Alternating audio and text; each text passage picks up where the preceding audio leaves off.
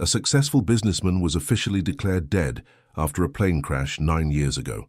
His devastated fiancée had already moved on with her life when she stumbled upon a photo on Instagram that made her blood run cold. The man she mourned for nearly a decade was very much alive, smiling at the camera from a beach in Thailand, completely unrecognizable, but unmistakably him. The discovery happened on March 15, 2023, in downtown Seattle. Sarah Mitchell, 34, marketing executive, was scrolling through her Instagram feed during her lunch break when she saw him. The photo was posted by a travel blogger she followed, showing a group of expatriates at a beachside bar in Phuket. In the background, barely visible but clear enough to recognize, stood Marcus Chen, her former fiancé who supposedly died in a private jet crash over the Pacific Ocean in 2014. Sarah had spent 3 years in therapy trying to overcome the trauma of losing Marcus. They were planning their wedding when his business partner called with the devastating news. The Coast Guard had found debris from his Cessna scattered across 50 miles of ocean. No body was ever recovered, but after 18 months of searching, Marcus was legally declared dead. His life insurance paid out $2.3 million to Sarah as his sole beneficiary. She had donated most of it to charity, unable to touch what she considered blood money. Marcus Chen was 29 when he disappeared. He owned a successful import-export company, specializing in rare electronics from Southeast Asia. His typical day started at 5 a.m. with a protein shake and a 30-minute workout in his home gym. He would kiss Sarah goodbye exactly at 7:15 a.m., always whispering the same phrase in her ear. "Today is going to be beautiful, because I get to come home to you." Marcus collected vintage watches and had a habit of tapping his Rolex Submariner 3 times whenever he was nervous. Sarah remembered how he would unconsciously perform this gesture during important business calls, the soft metallic tapping becoming a comforting soundtrack to their shared mornings. But if Marcus was alive, where had he been for 9 years, and why did everyone believe he was dead? Sarah screenshot the photo and zoomed in until the pixels became blurry squares. The man in the background had gained weight and grown a full beard, but she could still see the distinctive scar above his left eyebrow from a childhood accident. His posture was unmistakable too, the way he leaned against surfaces with his right shoulder slightly elevated, a result of an old soccer injury. Sarah felt her hands trembling as she saved the image to her phone. The Instagram account belonged to Rebecca Martinez, a lifestyle blogger who documented her travels across Southeast Asia. Sarah spent the next 4 hours scrolling through 2 years of content, looking for any other trace of Marcus. She found him in 3 more photos, always in the background, never tagged, never mentioned.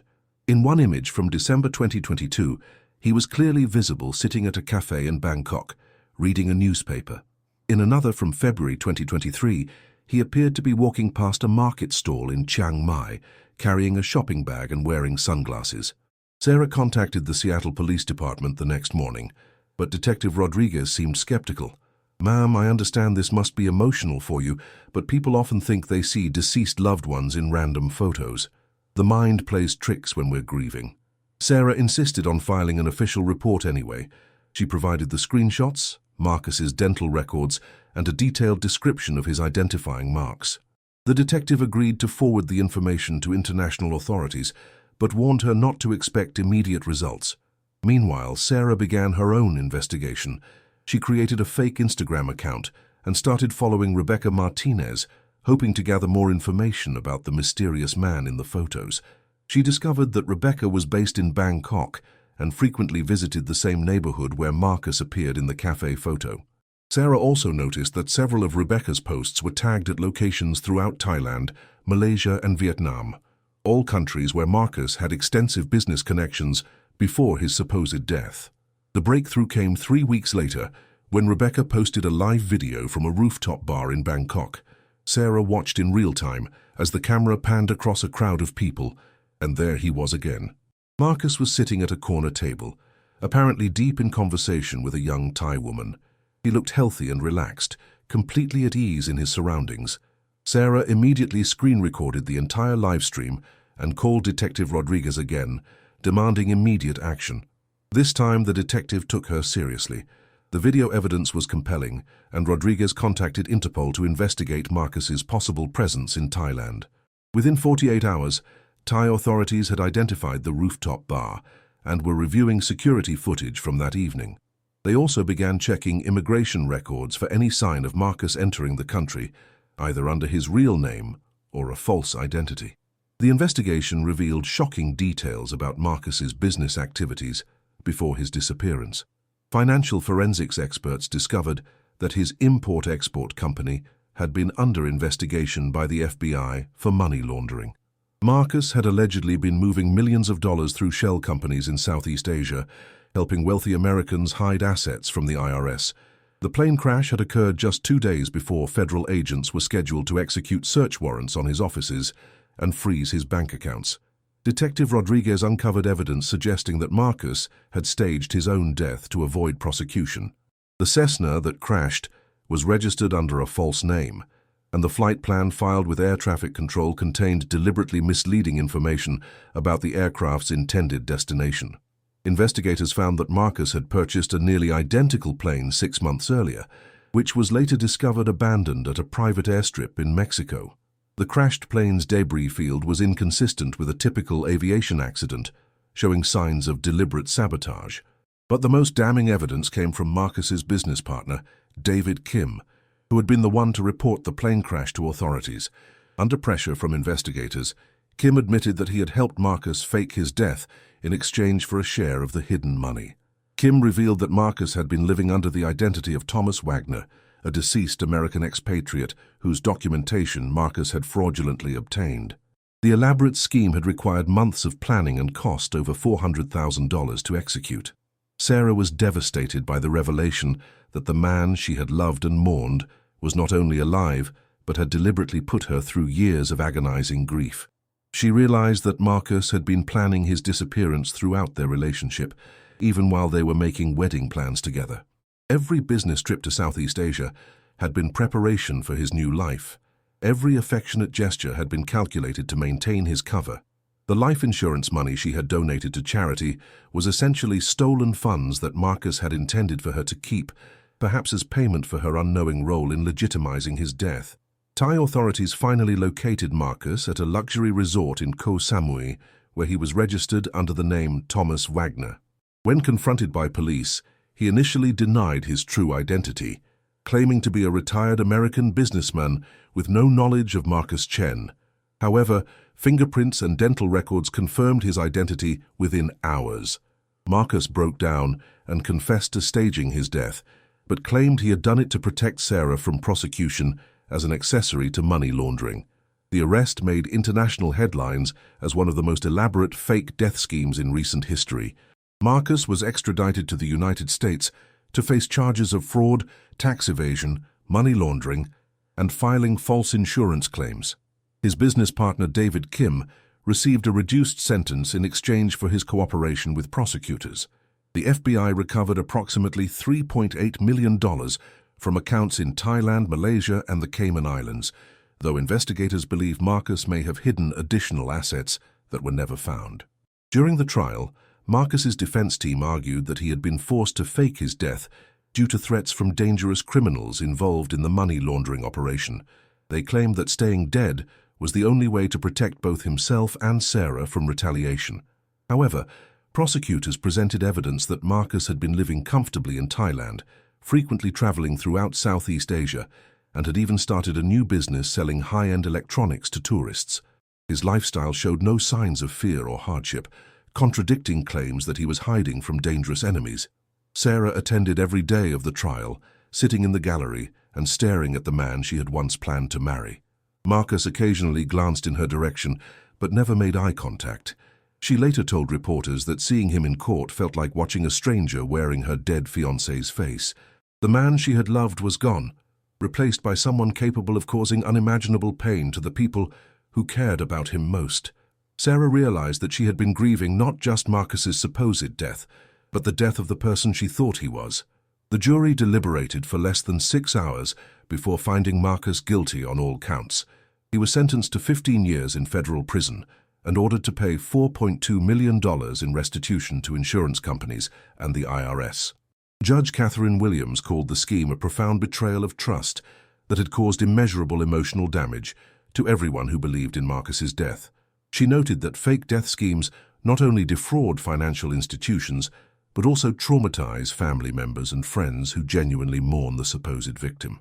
Sarah has since become an advocate for victims of elaborate fraud schemes, speaking at conferences about the psychological impact of discovering that a loved one's death was staged.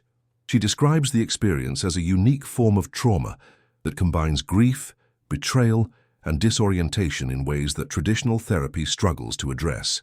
Sarah explains that learning Marcus was alive felt simultaneously like a miracle and a nightmare, bringing relief and devastation in equal measure. The case highlighted significant weaknesses in the systems designed to verify deaths and prevent identity fraud. Aviation authorities have since implemented stricter protocols for investigating small aircraft accidents, particularly when bodies are not recovered. Insurance companies have also enhanced their fraud detection procedures, looking more carefully at policies taken out shortly before suspicious deaths. Law enforcement agencies now maintain better communication channels to track individuals who might be living under false identities abroad. Rebecca Martinez, the travel blogger whose Instagram posts led to Marcus's discovery, was cleared of any involvement in the scheme. She told investigators that she had occasionally seen the man she knew as Thomas Wagner at various expatriate gatherings in Thailand, but had no idea he was using a false identity. Rebecca said Wagner had always seemed friendly but secretive about his background, claiming to be a retired businessman who preferred to keep his past private. She never suspected anything suspicious about his behavior. Marcus's case became a cautionary tale about the dark side of social media, where even carefully constructed false identities can be exposed by casual photography. Digital forensics experts noted that Marcus had taken extraordinary precautions to avoid official documentation and surveillance cameras, but had not considered the threat posed by ordinary people sharing their experiences online. The proliferation of smartphones and social media platforms has made it increasingly difficult for fugitives to remain hidden, even in remote locations. The psychological impact on Sarah extended far beyond the initial shock of discovery. She struggled with feelings of guilt, wondering if she should have suspected something was wrong during their relationship. Sarah questioned every memory of their time together, trying to identify signs that Marcus was planning to deceive her. She found herself unable to trust her own judgment about people, constantly wondering if others in her life were hiding dark secrets. The experience left her feeling paranoid and isolated, unsure how to form new relationships after such a profound betrayal. Sarah also grappled with complex emotions about Marcus's motives for staging his death. Part of her wanted to believe that he had been trying to protect her from prosecution, as his lawyers claimed. However, the evidence suggested that Marcus had been primarily concerned with saving himself, regardless of the pain he caused others. Sarah realized that accepting the truth about Marcus's selfishness was necessary for her healing, even though it meant abandoning any remaining hope that their relationship had been genuine. The financial implications of Marcus's crimes extended far beyond the direct fraud losses. The insurance companies that paid out his death benefits spent hundreds of thousands of dollars on legal fees and investigative costs. The FBI's international investigation required coordination with law enforcement agencies in multiple countries, consuming significant resources over several years. Marcus's import-export business had employed 12 people who lost their jobs when the company was shuttered following his disappearance, and several clients lost money on unfulfilled orders. Sarah's decision to donate most of the insurance money to charity likely saved her from potential legal complications. Prosecutors considered whether she might face charges for receiving stolen funds, but ultimately determined that she had no knowledge of Marcus's crimes and had acted in good faith by giving the money away. Sarah's charitable donations were seen as evidence of her genuine belief in Marcus's death and her lack of involvement in his scheme. The case also raised questions about the effectiveness of international cooperation in tracking financial crimes. Marcus had successfully moved millions of dollars across multiple countries and established a false identity that allowed him to live comfortably for nearly a decade. Critics argued that the global financial system's complexity makes it too easy for sophisticated criminals to hide assets and escape justice. The investigation revealed gaps in information sharing between countries that savvy criminals can exploit to their advantage. Marcus's life in Thailand appeared to have been carefully structured to avoid detection, while maintaining a comfortable lifestyle. He lived in upscale neighborhoods populated by other Western expatriates, making his presence less conspicuous to local authorities. Marcus avoided activities that would require official documentation or background checks, such as starting a formal business or buying property. He paid for most expenses in cash and kept a low profile in the expatriate community, socializing enough to seem normal, but not enough to attract attention. The technology that ultimately led to Marcus's discovery represents a double-edged sword in modern life. Social media platforms connect people across the globe and allow for easy sharing of experiences, but they also create permanent digital records that can expose hidden truths. Marcus's careful planning could not account for the possibility that random strangers would photograph him and share those images online. The case demonstrates how digital technology has fundamentally changed the nature of hiding and seeking in the modern world. Sarah's story resonated with thousands of people who shared similar experiences of discovering that loved ones were not who they claimed to be. Support groups for fraud victims reported increased membership following media coverage of Marcus's case. Many people found comfort in knowing they were not alone in experiencing such profound betrayal. Sarah's advocacy work helped establish better resources for victims of elaborate deception schemes, including specialized therapy programs and legal assistance. The legal precedent set by Marcus's case has influenced how prosecutors approach similar crimes. The sentence reflected not just the financial damage caused by his fraud, but also the emotional harm inflicted on people who genuinely mourned his supposed death. Courts are increasingly recognizing that fake death schemes cause unique psychological trauma that deserves consideration during sentencing. The case has been cited in legal briefs for other fraud prosecutions involving staged deaths or false identities. Marcus's eventual capture illustrated the power of persistence and modern technology in solving cold cases. Sarah's refusal to accept dismissive responses from law enforcement ultimately led to a major criminal investigation. Her decision to conduct her own research using social media and digital tools provided crucial evidence that traditional investigative methods had missed. The case showed that determined individuals can sometimes accomplish what official agencies cannot, particularly when dealing with international crimes. The broader implications of Marcus's story extend to questions about identity, truth, and the nature of love itself. Sarah was forced to confront the possibility that the person she had loved and planned to marry had never really existed. Marcus Chen, the successful businessman and loving fiancé, was revealed to be a carefully constructed fiction designed to facilitate criminal activities. The real Marcus was someone capable of causing tremendous pain to innocent people in pursuit of his own selfish goals. As Marcus begins serving his prison sentence, Sarah continues working to rebuild her life and help other victims of similar crimes. She has written a book about her experience, with proceeds going to organizations that assist fraud victims. Sarah speaks regularly at law enforcement conferences, sharing insights about how fake death schemes affect families and communities. Her story serves as both a warning about the potential for deception in our connected world and an inspiration for those seeking justice after betrayal. The case raises uncomfortable questions about how well we can ever truly know another person.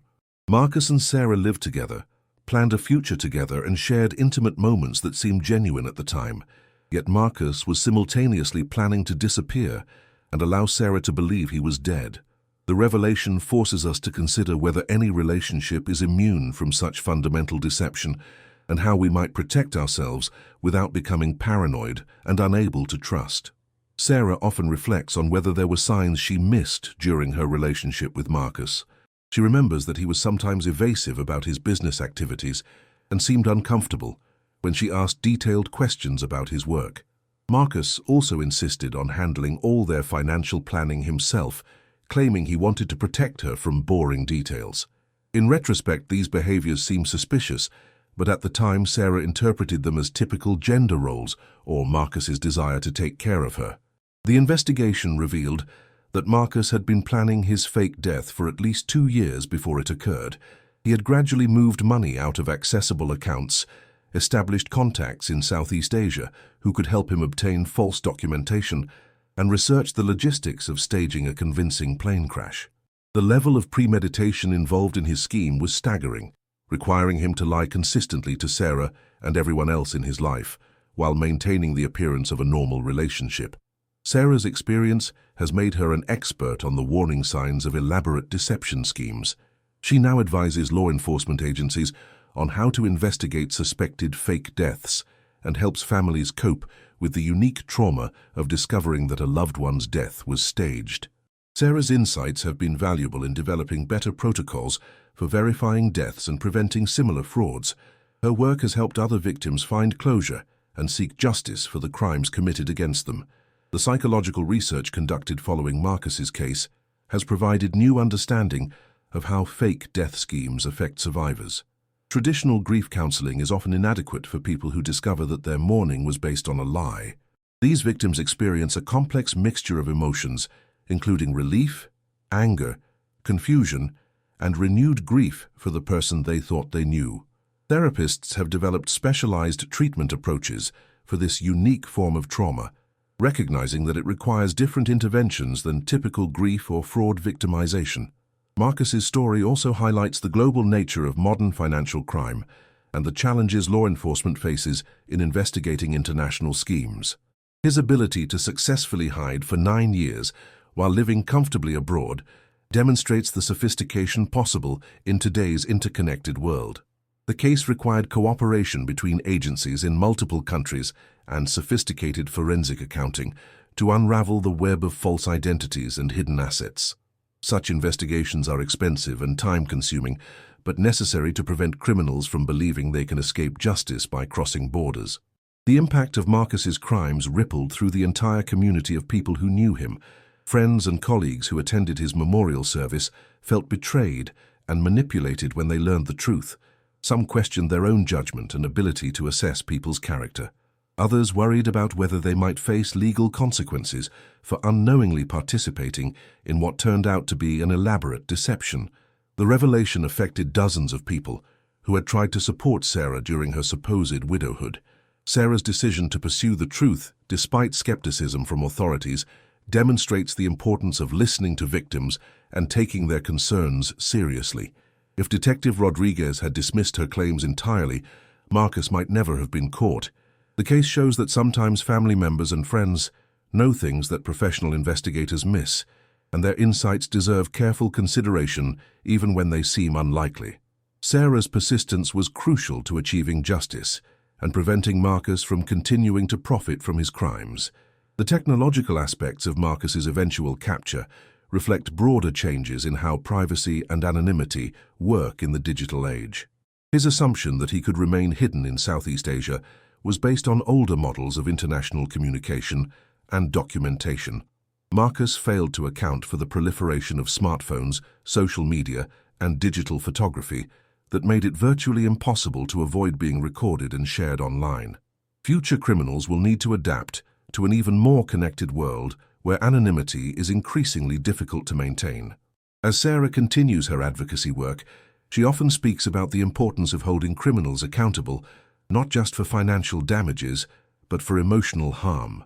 Marcus's sentence reflected both the money he stole and the psychological trauma he inflicted on people who loved him.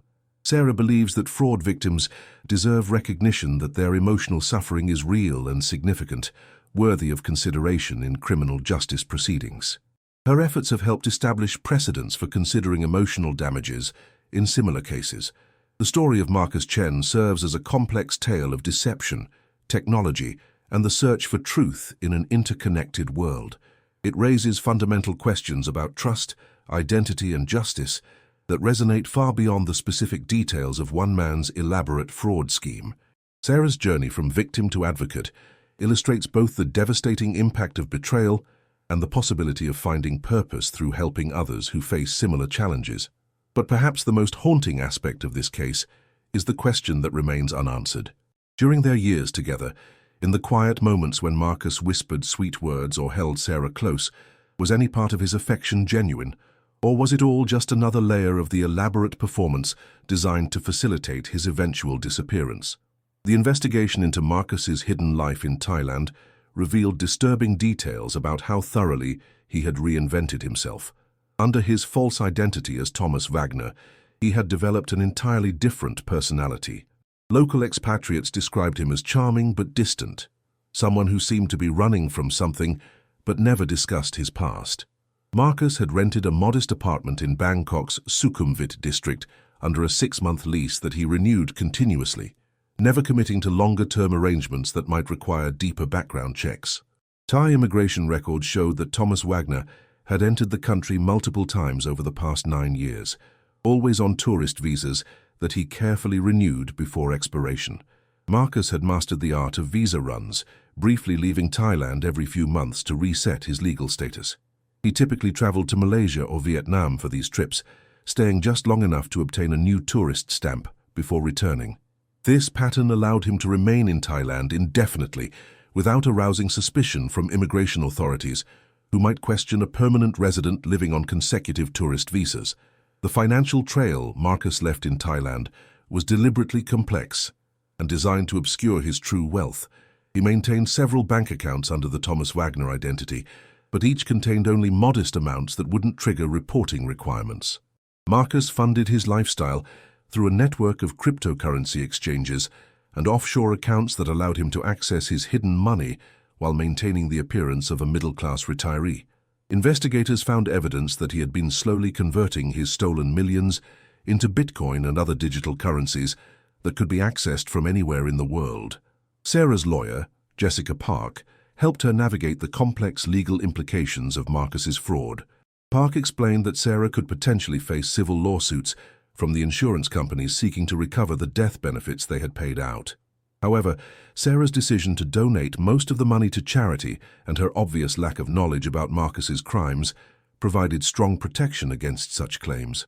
Park also helped Sarah understand her rights regarding the criminal restitution order, which theoretically entitled her to compensation for the emotional damages Marcus had caused. The psychological evaluation conducted on Marcus during his pre-trial detention revealed a personality profile consistent with narcissistic antisocial disorder. Dr. Michael Roberts, the court-appointed psychiatrist, described Marcus as someone with an inflated sense of self-importance and a complete lack of empathy for his victims. Roberts noted that Marcus showed no genuine remorse for the pain he had caused Sarah, instead focusing on his own victimization by what he perceived as an unfair legal system. The evaluation concluded that Marcus was fully competent to stand trial and understood the consequences of his actions. During the sentencing phase, several victims provided impact statements that painted a fuller picture of Marcus's destructive behavior. His former business partners described years of suspicious activities that they had rationalized or ignored. Employees from his import-export company shared stories about Marcus's increasingly erratic behavior in the months before his disappearance, including unexplained absences and secretive phone calls conducted in foreign languages. These testimonies helped establish the premeditated nature of Marcus's scheme and its impact on dozens of innocent people. The investigation also uncovered evidence that Marcus had been involved in similar fraudulent activities before meeting Sarah. Financial records showed that he had previously used false identities to open bank accounts and establish business relationships. Marcus appeared to be a serial fraudster who had refined his techniques over many years, with the fake death scheme representing the culmination of his criminal evolution. This history helped explain how he was able to execute such an elaborate deception so successfully. Sarah's therapist, Dr. Lisa Chen, specialized in treating victims of complex fraud schemes and helped her understand the unique psychological challenges she faced. Dr. Chen explained that discovering a loved one's fake death creates a form of ambiguous loss that is particularly difficult to process. Unlike typical grief, which follows a clear trajectory toward acceptance and healing, ambiguous loss leaves victims trapped between hope and despair, never quite able to achieve closure. Sarah's case was further complicated by the revelation that her entire relationship with Marcus had been built on lies. The media attention surrounding Marcus's case created additional challenges for Sarah as she tried to rebuild her life. Reporters constantly sought interviews and updates about her recovery, turning her personal trauma into a public spectacle. Sarah initially tried to accommodate media requests, believing that sharing her story might help other victims, but eventually hired a publicist to manage the overwhelming attention. She learned to be selective about which interviews to grant, focusing on opportunities that could genuinely educate the public about fraud prevention. Marcus's defense team attempted to portray him as a victim of circumstances who had been forced into criminal activity by dangerous associates. They claimed that his import-export business had been infiltrated by organized crime figures who threatened his life if he didn't cooperate with money laundering operations. According to this narrative, Marcus had staged his death to escape these criminals and protect Sarah from retaliation. However, prosecutors systematically debunked these claims by demonstrating that Marcus had initiated the criminal activities himself and had been motivated primarily by greed rather than fear. The forensic accounting investigation revealed the staggering scope of Marcus's financial crimes. Over a period of 7 years, he had laundered approximately $12 million through his legitimate business operations. Marcus used his import-export company as a front for moving money between the United States and Southeast Asia, creating fake invoices and shipping documents to justify large financial transfers. The scheme was sophisticated enough to avoid detection by banking authorities for several years, demonstrating Marcus's intelligence and criminal cunning. Sarah's support group for fraud victims became a lifeline during her recovery process. Meeting other people who had experienced similar betrayals helped her understand that her situation, while extreme, was part of a broader pattern of human predatory behavior.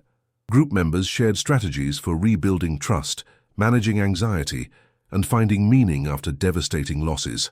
Sarah found particular comfort in talking to other women who had discovered that their romantic partners were living double lives, even if those cases hadn't involved fake deaths. The international cooperation required to investigate Marcus's case highlighted both the possibilities and limitations of modern law enforcement. While authorities were ultimately able to track him down and extradite him for trial, the process took considerable time and resources. The case required coordination between the FBI, Interpol, Thai police, and various financial regulatory agencies. Critics argued that such resources are only available for high-profile cases, leaving many fraud victims without adequate investigation or justice. Marcus's life in Thailand had included romantic relationships with local women who had no idea about his true identity or criminal background. One of these women, Siriporn Thanakit, testified during the trial about her 6-month relationship with the man she knew as Thomas Wagner. Siriporn described him as generous and attentive, but emotionally unavailable, someone who seemed to be carrying heavy secrets. She had eventually ended the relationship because of his refusal to discuss his past or make any commitments about their future together. The technological aspects of Marcus's capture became a case study for law enforcement agencies worldwide. Digital forensics experts analyzed how social media and smartphone technology had made it increasingly difficult for fugitives to remain hidden. They noted that Marcus's mistake was not understanding how background appearances in other people's photos could be aggregated and analyzed to reveal patterns of movement and behavior. The case led to new training programs for investigators on using social media and digital photography as investigative tools. Sarah's decision to write a book about her experience proved both therapeutic and financially beneficial. The memoir, titled Dead But Not Gone, A True Story of Love, Lies, and the Search for Truth, became a bestseller and provided Sarah with financial independence. She used the book proceeds to establish a foundation that provides legal assistance and counseling services to fraud victims. Sarah also became a frequent speaker at conferences on financial crime, sharing her insights with law enforcement professionals and victim advocates. The prison where Marcus is serving his sentence reported that he has remained largely isolated from other inmates. Correctional officers describe him as polite but arrogant, someone who believes he is intellectually superior to both guards and fellow prisoners. Marcus has not participated in any rehabilitation programs and has shown no interest in the educational opportunities available to inmates. His behavior suggests that he continues to view himself as a victim of circumstances rather than accepting responsibility for his crimes. Sarah's romantic life remained complicated years after Marcus's capture and conviction. She found it difficult to trust new partners and constantly worried about what secrets they might be hiding. Sarah attended individual therapy and participated in support groups to work through these trust issues, but progress was slow and uneven. She eventually began dating again, but remained cautious about making long-term commitments, always maintaining some emotional distance as protection against future betrayal. The insurance industry made significant changes to their death benefit procedures following Marcus's case. Companies now require more extensive documentation before paying out life insurance claims, particularly in cases where bodies are not recovered. They also increased coordination with law enforcement agencies to verify that deaths are not staged. These changes have occasionally delayed legitimate claims, creating additional hardship for genuine grieving families, but have also prevented several attempted fraud schemes. Marcus's former business partner David Kim received a sentence of 5 years in prison for his role in the fake death scheme. Kim's cooperation with prosecutors had earned him a reduced sentence, but he still faced significant consequences for his criminal activities. During his testimony, Kim revealed additional details about how the scheme was planned and executed.